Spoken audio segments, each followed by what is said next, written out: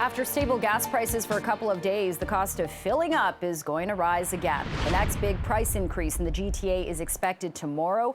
Analyst Dan McTagg with Canadians for Affordable Energy is forecasting a 6-cent hike to take the price to around $1.91 a litre. McTagg says it's not just the price of gas to be concerned about. It's all fuels, including diesel, which he expects will hit $2.20 a litre by Thursday. And I do carpool with some others to try and reduce costs. We were doing that before this, and we're really appreciating it now. So we've been doing that for a while, and we'll definitely be continuing because these prices just make it worse and worse. I can imagine what those who are not in business are going through now. If you have to buy the same thing with a different amount, of course, you don't have any money left in your pocket. There's worse things in life, isn't there? Yeah, I would think. Gas prices are part of life, I guess. So is food costs. Okay, so people again filling up this morning got about $1.85 a litre, but with that price of gas closing in on $2 a litre across the GTA, well, we've heard some stories about people turning to transit to spare their wallets, but what about those who have to drive? Yeah, that might have some looking to trade in their gas vehicles for hybrids or electric vehicles. The sector has faced challenges, including price, recharging infrastructure, and practical limitations, but soaring gas prices might have some taking a second look at greener options, that is, if they can even find them. Some dealers are saying they have become a hot commodity over gas-only vehicles. All right, so joining us live with more on this is Brian Kingston, President and CEO of the Canadian Vehicle Manufacturers Association. So Brian, it looks like we're in a situation where more people are turning to electric vehicles. Luckily, I read that there is 2 waves of EVs coming our way, the mainstream vehicles with the Korean make model cars and then a luxury vehicles. But will they get made in time to meet the demand? Absolutely. So you're right. We've got the price of gas going towards $2 a litre. So this is a powerful incentive for people to switch to an electric vehicle. You can save between $2,000 and $3,000 a year on fuel costs alone. But as you outlined, there are some key barriers. EVs are more expensive, and there's a lack of charging infrastructure, which needs to be addressed. Good news is we are going to see a huge number of new EVs coming to market. We're estimating 130 by next year, and it's in every category imaginable, from pickup trucks to SUVs. So there's going to be a lot of choice for Canadian consumers, but we got to get those other elements right. We've got to have consumer incentives, and we need to build more infrastructure.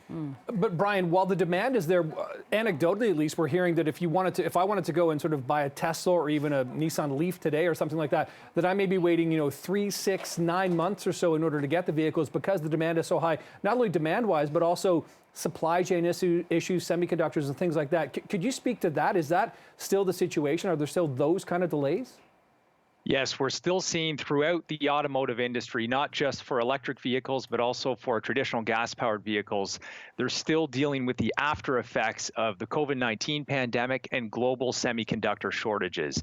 That has caused a huge challenge throughout the auto supply chain, and production hasn't returned to its pre-COVID levels. It's expected to next year at some point, but you're absolutely right. That is limiting inventories. We're hoping by the end of the year, you'll start to see that clear up, but supply chain continue to be a challenge. Okay, and Brian, we saw during the blockade at the Windsor Bridge how much that affected the automotive industry because of this just-in-time delivery system that's in place. Could that system be kind of outdated and contributing to the delays or kind of hiccups we're seeing when it comes to parts distribution?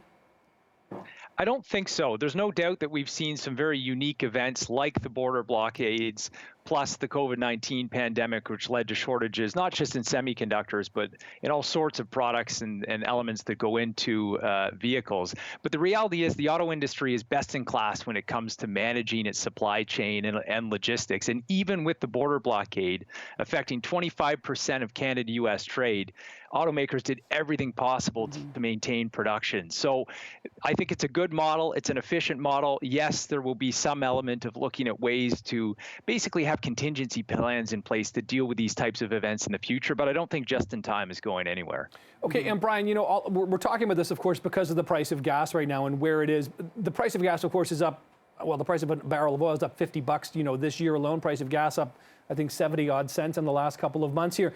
If the price suddenly comes back down, how do Canadian vehicle manufacturers kind of work on that? Because really the demand is spiking based on the prices of gas spiking. But if the price comes down to a quote unquote more manageable level, you know, $1.20, $1.10 a liter, all of a sudden, what happens there? You can't just sort of reverse all these electric vehicles that are being made. Right. Well, good news here is that the industry is fully transitioning to electrification. So regardless of where the price goes, and even if it returns to normal levels, automakers are unveiling full lines of EVs, and this is all part of the push to get to 100% electric vehicle sales by 2035. So no matter what the trends are in global energy prices, you're going to see more and more of these vehicles in the market, and consumers will see more and more of an attractive reason to make that switch. But again, we've got to build the infrastructure, and we've got to help consumers with the price, because they are more expensive. They can be $10,000 to $15,000 more expensive when you drive it off the lot, and that needs to be addressed. Right. Okay, Brian, very quickly, we only have a few seconds left. What do people do if they want to get an electric vehicle now, but like our producer Dave is having a horrible time of accomplishing that? Go to Plug and Drive. If you'd like to test a vehicle, there's a great facility in the Toronto area called Plug and Drive. They have a range of EVs. You can test them, and it's a great way to get introduced to an electric vehicle, and then go to a dealer and make a purchase. Okay, Brian, that is good information indeed. Brian Kingston, the president and CEO of the Canadian Vehicle Manufacturers Association. Certainly a timely conversation indeed. Appreciate your time this morning, Brian. For sure. Thank you. Thanks a lot.